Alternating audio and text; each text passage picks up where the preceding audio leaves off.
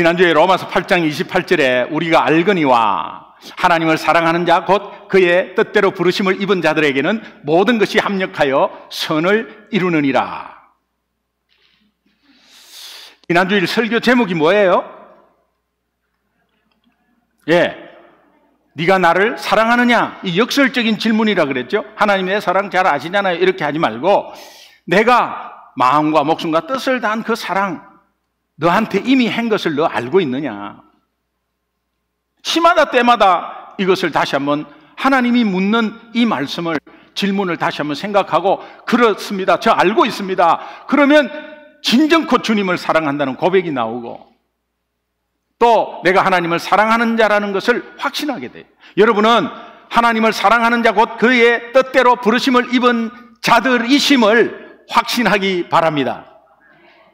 하나님의 뜻은 한 영혼이라도 잃어버리지 않고 살리는 것이기 때문에 여러분이 하나님을 사랑한다, 곧 그의 뜻대로 부르심을 입었다고 확신한다면 여러분의 실패도 낙심도 연약한 부분도 어떤 상황 속에서도 모두 하나님이 그것을 사용하셔서 합력해서 선을 이루게 하실 것입니다. 이 합력해서 선을 이룬다는 그 선이 무엇일까? 첫 번째는 영혼 살리는 선입니다. 영혼을 살리는 선이에요. 영혼 구원을 말하죠.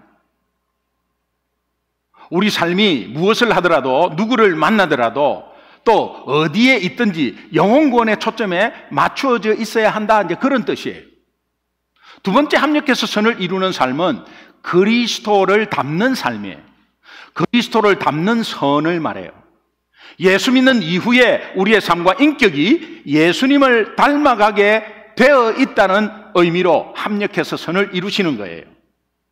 그러므로 로마서 8장 28절을 오늘 본문 29절 30절이 더 자세히 설명을 하고 있습니다. 그러니까 28절이 29절 30절과 직결되는 것입니다. 영혼 구원, 예수님 닮아가는 것, 그것이 합력해서 선을 이루는 구체적인 선인데, 그것이 먼저 구원에 대해서 언급합니다. 이 구원의 5가지 단계를 말씀합니다. 29절 30절 5가지 단계를 말씀하시는데, 어떤 상황 속에서도 하나님이 무엇을 우리 삶 가운데 이루시는지, 그분이 우리 삶 가운데 목적으로, 어떤 목적으로 일하시는지를 아주 구원 5가지를 보면서 다 알 수 있습니다. 로마서 8장 29절 30절 오늘 본문 말씀인데 우리 함께 한번 읽겠습니다. 이제 시작. 하나님이 미리 아신 자들을 또한 그 아들의 형상을 본받게 하기 위하여 미리 정하셨으니 이는 그로 많은 형제 중에서 맏아들이 되게 하려 하심이니라. 또 미리 정하신 그들을 또한 부르시고, 부르신 그들을 또한 의롭다 하시고, 의롭다 하신 그들을 또한 영화롭게 하셨느니라. 아멘. 미리 아셨다, 첫 번째 예지라는 것이죠. 하나님이 누군가를 아신다는 것은 인격적으로 그를 사랑하게 되었다, 그런 뜻입니다. 마태복음 7장 23절에 보면요, 예수님이 이렇게 말합니다. 내가 너를 도무지 알지 못한다. 그 무슨 뜻이죠? 내가 너를 도무지 알지 못한다. 너하고 어떠한 관계도 없다. 너하고 인격적으로도 그렇고 어떠한 관계도 나는 맺지 않았다, 그런 뜻입니다. 그러므로 미리 아셨다는 것은 미리 우리를 사랑하셨다는 의미입니다. 하나님의 시간이 시작되기도 전에 이미 우리를 사랑하셨다는 것은 정말 how amazing, 정말 놀라운 일입니다. 두 번째, 미리 정하셨다, 예정이라 그러죠. 미리 정하셨다. 미리 정하다라는 프로리조라는 원어는 한계를 정한 다음에 시도한다, 내가 어떤 목적으로 딱 정해놓고 거기 방향을 갈 수 있도록 실행하면서 가는 것을 말해요. 하나님은 영광스러운 목적지를 이미 정해놨습니다. 그를 향해서 우리와 또 다른 사람들을 위해서 계획하시고 가신다라는 의미입니다. 세 번째 부르시고 소명이죠. 소명. 진리를 깨닫도록 우리 인간 내면에 비치는 하나님의 리플렉션, 조명입니다. 좀 말이 어렵습니다. 이 부르심을 잘 설명한 성경이 데살로니가 전서 1장 4절인데요. 하나님의 사랑하심을 받은 형제들아, 너희를 택하심을 아노니. 택하심을 안다, 이런 사도 바울의 고백이 있습니다. 사도 바울은 이것을 어떻게 알았을까요?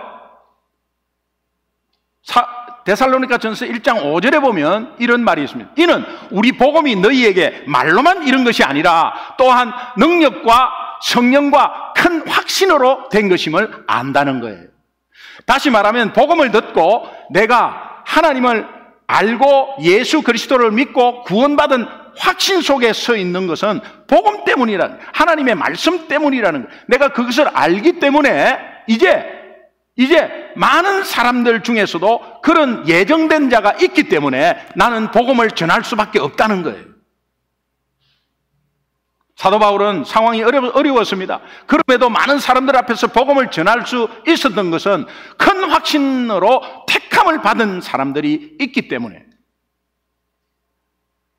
제가 금요 성령 집회 때 말씀드렸죠. 사관학교 동기를 전도하려고 하면 얼마나 힘들었는지 모릅니다. 내 주위에서는 다 불교였고 저도 불교 회장을 했으니까 다 불교였어요. 근데 예수 믿고 나서 갑자기 막 변하고 막 예수 전하고 있거든요. 그럴 때 엄청난 핍박을 했습니다.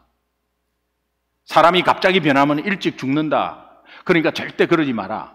그리고 제가 모임 장소에 와서 조금만 전하면은 저 밥맛 떨어진다 안 하고 술맛 떨어지는 소리 하고 있다고.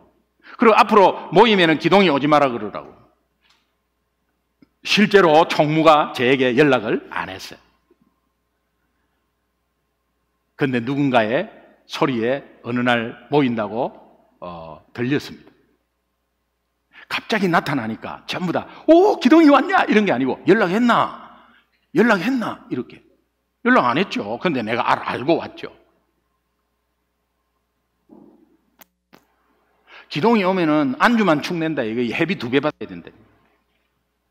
그런 가운데서 왕따 당하기도 하고 그랬는데요. 사도행전 18장 9절 10절에 보면 환상 중에 하나님이 나타나셔가지고 바울에게 두려워하지 말라.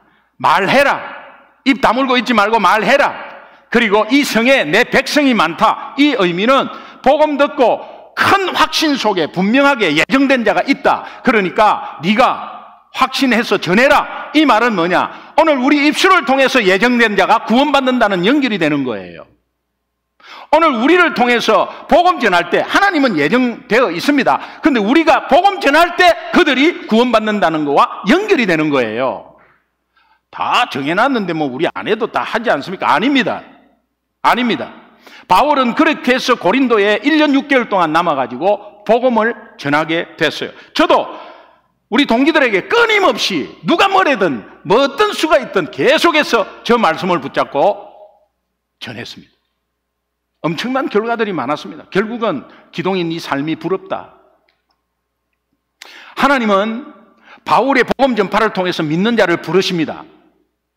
다시 말하면 하나님은 오늘 저와 여러분을 통해서, 여러분의 입술을 통해서, 여러분의 삶을 통해서 복음 전파를 할 때에 그것을 통해서 믿는 자를 부르십니다. 믿으시면 아멘. 하나님은 때에 맞추어 당신의 계획을 수행하시는 신실한 분임을 믿으시기 바랍니다. 네 번째, 의롭다 하시고 칭의죠. 칭의. 이것은 하나님이 그리스도의 사역에 근거해서 우리를 법적으로 흠이 없다고 선고하시고 그렇게 대우해 주신다, 그런 뜻이에요.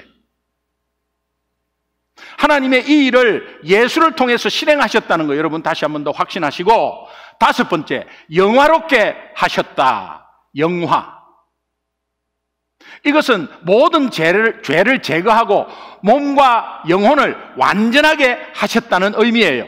그런데 여기에 시제가 영화롭게 하셨다는 과거 시제를 썼습니다. 아니, 영화롭게 되는 것은 앞으로 될 일인데 왜 하나님은 과거로 표현했을까요? 이것은 영화롭게 하신 것을 너무나 확신 있게 강조하는 용법인데, 제가 제 사위가 이제 여기 학교에 지원을 했습니다. 그런데 교회 섬기려고 교회 가까운 곳에 이렇게 지원했습니다. 다른 데서 지원했는데도 뭐 잘 안 오고, 그런데 가까운 데 지원했습니다. 네가 교회 중심으로 결정했다면 너 합격이야. 합격했어. 아직 합격 안 했죠. 너무나 확신 가운데 강조하는 거예요. 너 합격했어. 합격했어. 그런데 지금 합격해서 다니고 있지 않습니까?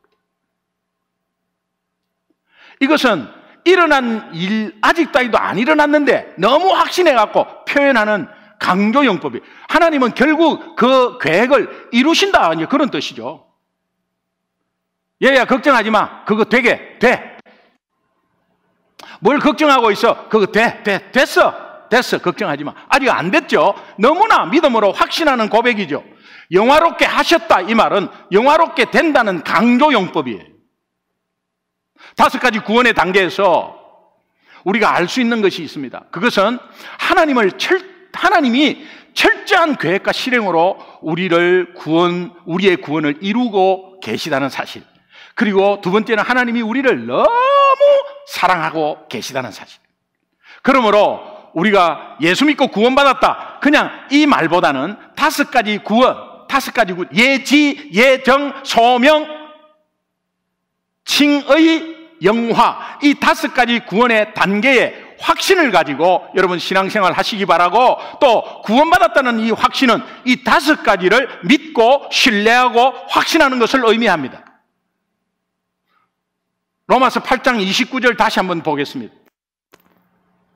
하나님이 미리 아신 자들을 또한 그 아들의 형상을 본받게 하기 위해서 미리 정하셨으니 이는 그로 많은 형제 중에서 맏아들이 되게 하려 하심이니라. 우리 사역자반에서 로마서 8장을 다 외우거든요. 그래서 그걸 제가 뭐 몇 번 계속 훈련시켰잖아요. 그러니까 저는 로마서 8장을 다 외웁니다. 그냥 저는 다 잘했다 이런 게 아니고, 로마서 8장은 그냥 머리에 맹맹맹맹맹맹 돌고 있습니다. 자, 하나님이 우리를 부르신 목적이 여기에 2가지가 나와요. 첫 번째는 예수 그리스도의 형상을 본받게 하신다. 하나님이 모든 상황을 사용해서 우리를 다듬고 윤내고 빚으시고 그리스도의 원형에 가깝도록 가꾸어 가신다는 의미예요. 우리는 오늘 부족합니다. 우리는 거룩하지 못합니다. 한 주간의 삶도 실패하고 낙심했습니다. 또 큐티 잘 못했습니다.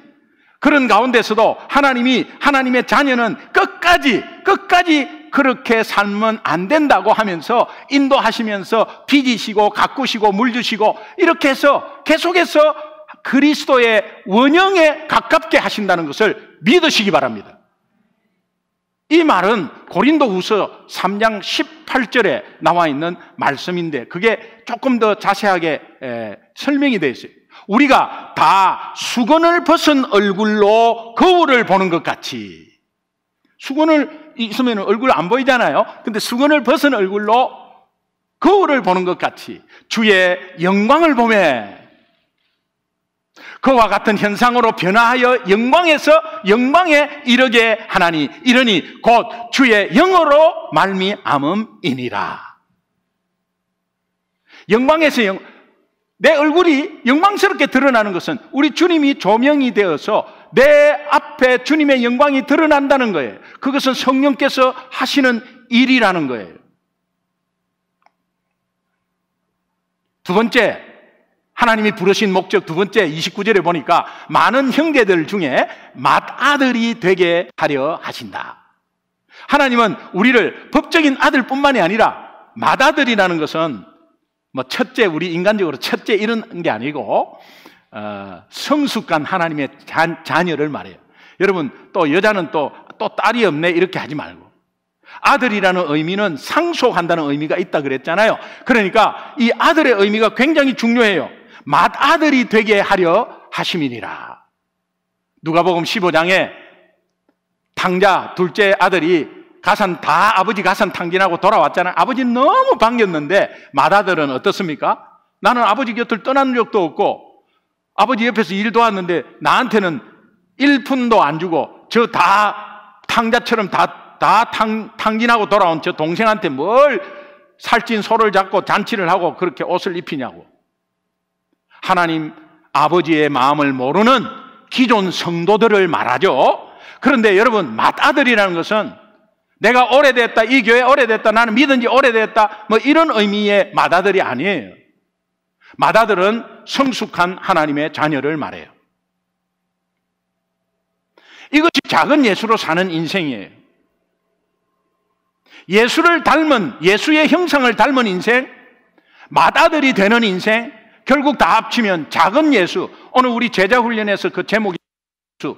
작은 예수라는 것은 예수, 완전한 예수가 될 수가 없죠. 예수를 향해서 닮고 그 예수가 어떤 삶을 살아가는 가운데 우리에게 어떤 말씀을 한 것에 대해서 우리가 계속해서 그 방향을 가고 있는 모습, 작은 예수로 사는 인생. 오늘 본문에서 말하는 작은 예수로 사는 인생, 어떤 인생일까? 저는 앞에 다 나온 것입니다. 다시 한번 요약합니다. 두 가지로 요약합니다. 첫 번째는 예수를 닮아가는 인생. 따라합시다. 예수를 닮아가는 인생. 로마서 8장 29절. 그 아들의 형상을 본받게 하기 위해서 정하셨다. 그 아들의 형상을 본받게 하기 위해서 우리를 불렀다는 거예요. 그 아들 예수 그리스도의 형상이 어떤 형상일까요? 성경에서 예수 그리스도의 형상을 잘 말해주는 말씀, 빌립보서 2장 6절, 7절, 8절이에요. 그는 근본 하나님의 본체시나 하나님과 동등됨을 취할 것으로 여기지 아니하시고 오히려 자기를 비워 종의 형체를 가지사 사람들과 같이 되셨고 사람의 모양으로 나타나서 자기를 낮추시고 죽기까지 복종하셨으니 곧 십자가에 죽으심이라. 예수님의 형상이 다 나와 있어요. 예수님의 형상이 어떤 건지 다 나와 있어요. 때마다 일마다 여러분 저것이 그러면 나는 죽어야 되고 나는 뭐 어떻게 해야 되고 이렇게 복잡하게 생각할 필요가 없습니다. 여러분 삶에 어떻게 적용하느냐? 자, 그러면 내가 예수를 닮아가는 인생 되도록 하는 것이 뭐냐? 빌립보서 2장 6절에서 8절에 나온 이 말씀을 가지고 한마디로 딱 적용하는 거예요. 때마다 일마다 예수님이라면 어떻게 하셨을까? 요거 한마디. 그게 빌립보서 2장 6절, 7절, 8절 말씀. 예수님이라면 어떻게 하셨을까? 이것을 한번 적용해 보십시오. 그 적용하는 삶이 얼마나 중요한지 모릅니다. 이것이 적용될 때 그 적용하는 그 시간이 카이로스가 되는 거예요. 제가 금요일 날 말씀드렸죠. 크로노스는 양적인 시간이라고. 24시간, 오늘 하루는 24시간 크로노스예요. 남녀간에 만나서 우리가 100일 됐다, 1000일 됐다, 크로노스예요. 근데 남녀간에 만났을 때 우리가 처음으로 손잡은 때 그 카이로스입니다. 의미가 있는 시간을 말해요. 그러니까 24시간이라도 의미가 있는 시간은 예수 믿는 사람들에게는 분명히 있겠죠. 분명히 24시간 전체일 수도 있어요. 그러나 우리가 깨달으면 깨달을수록 그 카이로스의 시간을 찾을 수가 있어요. 예수님이라면 어떻게 하셨을까라고 고민하고 적용하는 그 시간은 카이로스예요.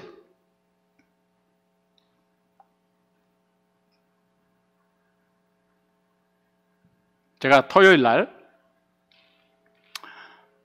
이제 시간 맞춰서 약속 시간에 가는데 가스가 없어. 가스가 빨간불이 이미 들어와 있어요. 근데 시간은 지금 너무 타이트해. 그래서 아예 가스를 넣고 가야 된다고.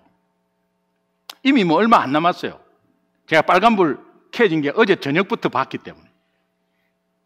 그래서 오늘 가려고 하니까 이 가스를 넣어야 된다. 제 옆에 제 아내가 타가지고 그거 어제 넣어놓지 왜 지금 딱 가는데 이렇게 넣냐. 그래서 어제는 내가 약속이 있어서 5시 45분에 도착했고 5시 45분에 도착하자마자 바로 금요 성령 집회 때문에 교회 6시까지 가야 되기 때문에 6시까지 갔고 그리고 갔는 데서 그 빨간불 켜진 데서 갔고 그 다음에 올 때 이제 사역자 회의하고 나서 10시 넘어서 11시쯤 돼서 이제 넣으려고 보니까 면허증만 가지고 왔고 카드를 하나도 안 가져왔어. 그냥 할 수 없이 이렇게 이제 넣었다고. 그랬더니 아니 그래도 그 미리 넣어야지. 그리고 뭐 이유가 많다는 그런 식으로 이야기를 해요. 그때 제가 뭔가가 확 올라오기 시작했어요. 평상시 같으면은 니는 잘못한 거 없나? 니는 준비 다 잘했나?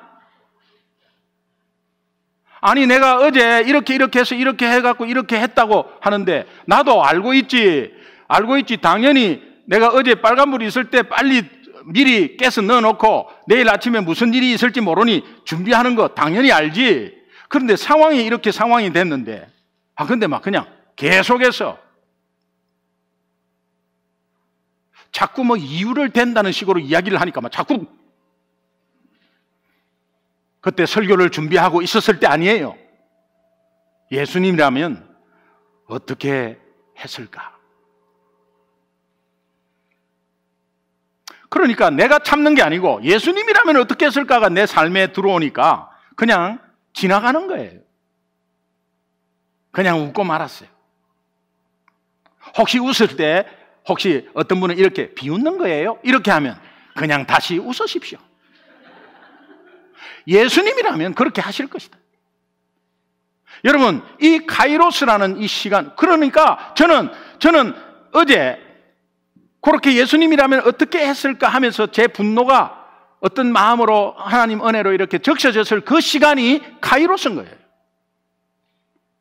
여러분, 카이로스가 하루에 퉁 쳐갖고 6개 이상 돼야 돼요. 제가 왜 6개냐 하면은 아침, 오전, 점심, 오후, 저녁, 밤, 자는 시간 빼놓고 최소한 덩어리가 6덩어리예요. 6덩어리에 분명히 카이로스가 있다고요. 그런데 여러분이 깨닫게 됐을 때 그 카이로스는 내가 말씀을 읽었지, 말씀을 읽은 시간을 카이로스, 그런 의미가 아니고 내가 아침에 또 큐티 하기로 해놓고 그냥 급하게 또 차 몰고 나왔네. 차 안에서 내일은 좀 해야 되겠는데 하는 그 시간이 카이로스란 말이에요. 뭔가 깨닫고 후회하고 하나님 앞으로 다시 결단하는 그 시간이 카이로스란 말이에요. 시간에 의미를 두는 것, 영적인 의미를 두는 것, 분명한 카이로스입니다. 이 카이로스가 하루에 6개씩 1년이면은 몇 개가 되겠어요? 그러면 여러분의 삶은 예수를 닮아가게 되어 있습니다. 쉽게 적용해 보시기 바랍니다. 갈라디아서 4장 19절에 갈라디아 교인들에게 이렇게 말합니다. 나의 자녀들아, 너희 속에 그리스도의 형상을 이루기까지 다시 너희를 위하여 해산하는 수고를 하노니, 예수 믿게 할 때도 정말 해산의 고통이 있지 않습니까? 그렇게 안 믿으면서 핍박받으면서 그 해산의 고통이 있지 않습니까? 그런데 예수 믿고 난 이후에 예수 닮아가는 그 과정에서의 어렵습니다. 그런데 이것도 새 생명이 태어나는 해산의 고통과 같다는 거예요. 여러분, 이런 우리의 삶이 정말 힘들다고 안 하면 그대로예요. 그 사람이 20년, 30년 돼도 그건 예수 믿은 게 아니에요. 크로노스 시간을 강조하지 마십시오. 나는 예수 믿은 지 30년 됐어요. 근데 이 교회에 온 지가 9년째입니다. 그런 거 필요 없습니다. 내가 이 교회에 와서 어떤 의미에서 은혜를 받았어, 어떤 의미에서 내 변화를 받았고, 그 의미에서 오늘도 이 말씀 듣는 이 시간이 그렇구나, 그렇지, 카이로스예요. 여러분 속에 예수 그리스도의 형상이 점점 선명하게 이루어지기를 주님의 이름으로 축원합니다. 사랑과 순종이 점점 더해가는 인생이 멋진 인생 아니겠어요? 성숙한 거죠. 성숙. 뭔가 뒤에서 몹시 군지렁군지렁 그렇게 하는 것이요, 너무 불쌍한 인생이에요. 예수 믿으면서. 여러분의 삶 가운데, 여러분의 생활 가운데 뭔가 불만 없는 사람이 어디 있습니까? 저도 불만이 있어요. 그 불만 다 털어놓으면 주위에 있는 사람은 못 살아요. 그런데 불만이 있어도 예수님이라면 어떻게 했을까라는 카이로스를 찾으십시오. 그러면 이 카이로스의 말씀으로 생활에 적용하는 훈련이 되었을 때 여러분은 예수를 닮아가는 성숙한 그리스도인이 되는 것입니다. 한 생명 예수 믿게 하는 것도 정말 힘든 가운데 이게 동일한 해산의 고통이라 하니까 작은 예수로 산다는 것은 그렇게 쉽지는 않습니다. 그러나 머리는 알고 있지만 우리가 어떻게 적용할지 몰라서 그런 것이지 심플하게 적용하면 여러분들이 승리할 수 있어요.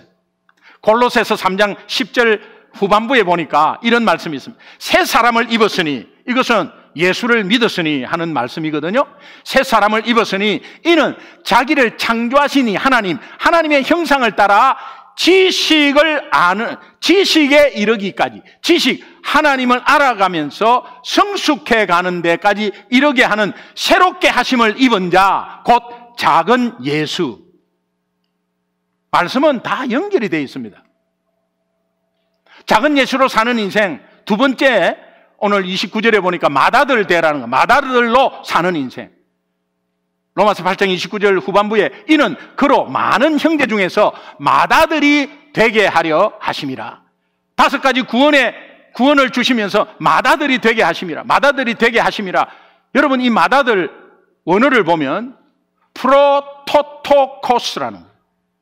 프로토토코스. 이 의미는 대표성이에요. 대표성. 여러분, 출애굽할 때 6월절 사건에서 장자를 다 죽이지 않습니까? 그런데 이스라엘 백성들은 문설주에 어린 양의 흠없는 피를 바름으로 이제 그 장자의 죽음을 뛰어넘었습니다.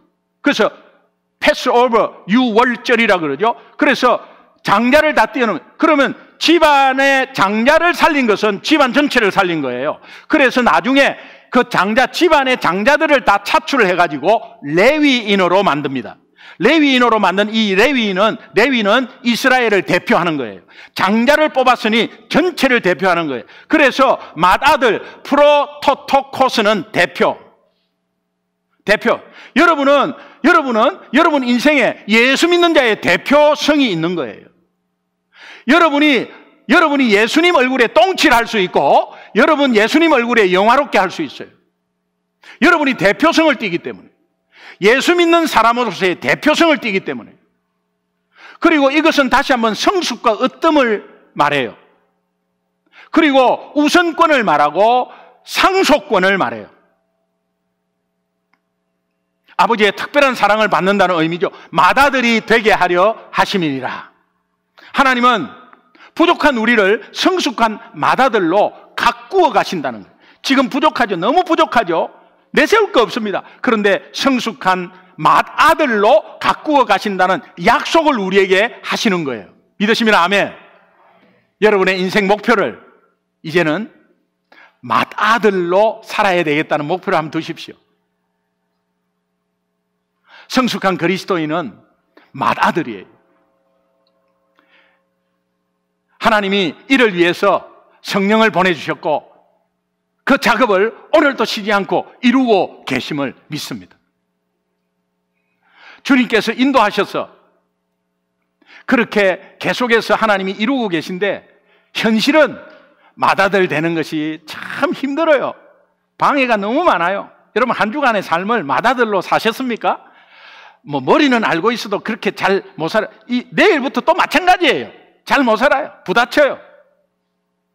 부딪혀요. 골로새서 3장 7절 8절 보니까 너희도 전에 그 가운데 살 때에, 전에 예수 안 믿을 때 그 가운데 살 때 그 가운데서 그렇게 행하였으니 뭐를 행하였느냐? 뒤에 나옵니다. 이제는 너희가 이 모든 것을 씻어버리라. 곧 분함, 노여움, 악의의 비방과 너희 입에 부끄러운 말이다. 옛날에는 그렇게 했어요. 그런데 예수 믿고 나서 계속해서 그렇게 하고 있는 여러분의 모습을 봅니다. 그렇다면 여러분은 미성숙한 그리스도인이에요. 그런데 이 말을, 이 성숙한 것을 방해하는 요소에 분함, 노여움, 악의, 비방, 우리 입술로 뒷담하고 부끄러운 말 하는 거 있잖아요. 그거는 우리 맏아들 되지 않게 하는 방해 요소예요.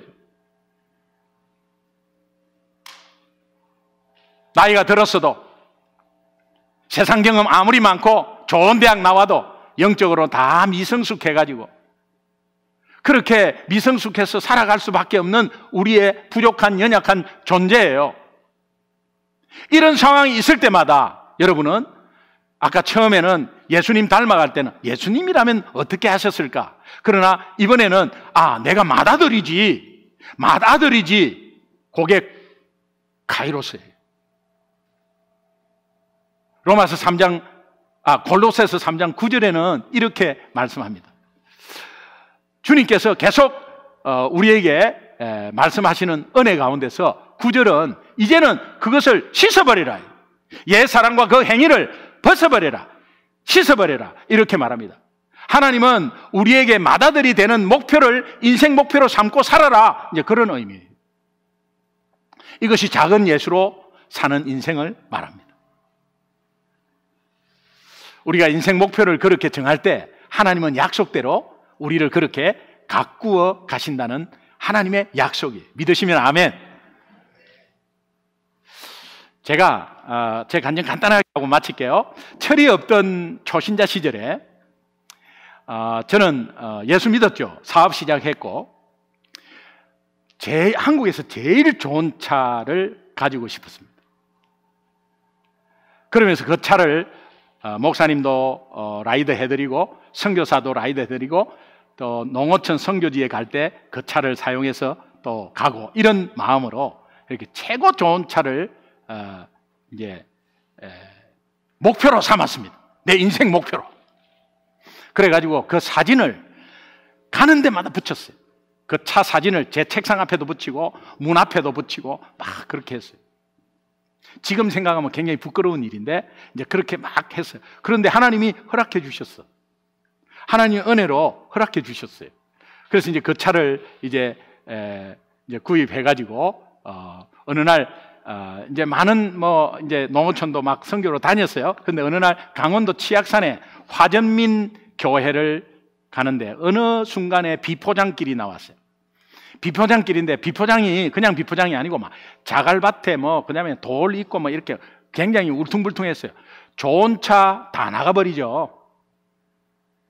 그래가지고 뒤에서 이게 한정없이 그런데 이미 갔어요. 뒤돌아올 수도 없고 갔어요. 그래 계속 가다가 보니까 그냥 다 밑에 다 나가버렸어요. 차가 섰습니다. 그래서 내려가지고 제 마음에 이런 화가 나 괜히 목사님은 왜 이런 도로라고 말을 안 해줬지? 그리고 목사님이 굉장히 뚱뚱했거든요. 저분 때문에 이랬나? 그리고 트렁크에 짐을 왜 이래 많이 실었지? 이런 식으로 그냥 막 화가 났어요. 여러분 선교 가는데 그 자기 차 지금 자기가 아끼는 차가 그렇게 망가졌으니 화가 났어요. 농어촌 선교에 사용한다는 미명하에 제 마음 한구석에는 나 이런 좋은 차 타고 다니는 사람입니다. 의시되고 싶은 마음이 자리 잡고 있었어요. 그때 제가 그 마음을 알게 됐어요.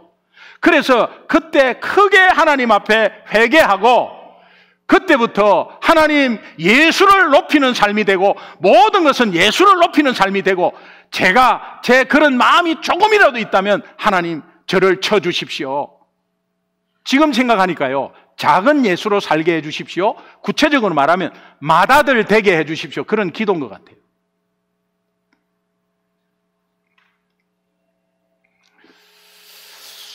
하나님께서 저에게 인생 목표를 주셨어요. 하나님 아버지의 마음을 진정 공유하는 사람이 되자. 그리고 예수님을 높여드리자. 이것이 본문에서 맏아들이 되자라는 의미입니다. 제가 이 목표를 가지고 이렇게 이제 해보니까 저에게 소원이 하나 생겼어요. 기도 제목이 하나 생겼어요. 그건 뭐냐니까 오늘 우리 전 소중한 교회 전 성도가 작은 예수가 됐으면 좋겠다.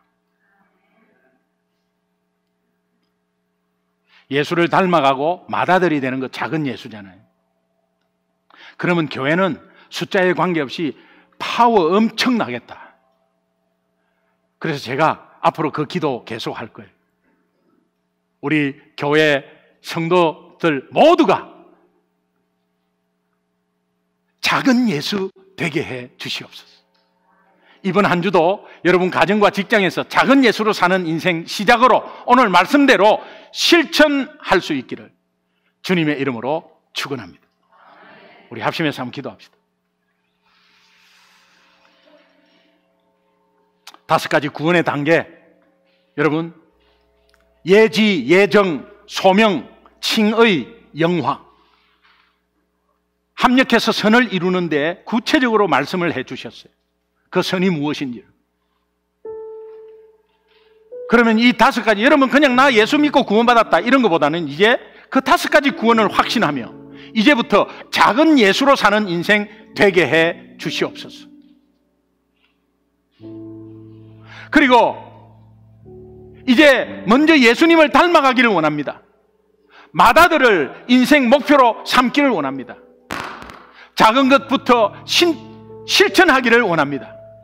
내 가정에서, 내 직장에서 적용하는 은혜를 허락하여 주옵소서. 제가 철없을 때 뭐 차 그림 붙여갖고 막 기도했듯이, 그게 목표로 삼고 기도했듯이, 오늘 우리는 철이 있어서 이제 내 앞에 나는 하나님의 맏아들이다 이렇게 붙여놓으시면 좋겠어요. 그래서 문에다가, 책상 앞에다가 아빠, 엄마 이게 무슨 뜻이죠? 맏아들은 이런 뜻이란다 라고 하면서 그 가족 모두가 맏아들 되는 그런 역사가 있기를 바랍니다. 우리가 우선 먼저 종이를 붙여가지고 나는 하나님의 맏아들이다 이렇게 서붙는 이런 실천부터 먼저 해보시기 바랍니다. 그러면 한 주간에 굉장히 기쁨으로 역사할 것입니다. 우리 두 손 높이 한번 들어봐요. 그리고 여러분의 결단을 오늘 우리 주님께 올려드립시다. 주여 한번 부르겠습니다. 여러분의 간절한 결단으로 간절하게 기도하겠습니다. 주여 하겠습니다. 주여! 아버지 하나님,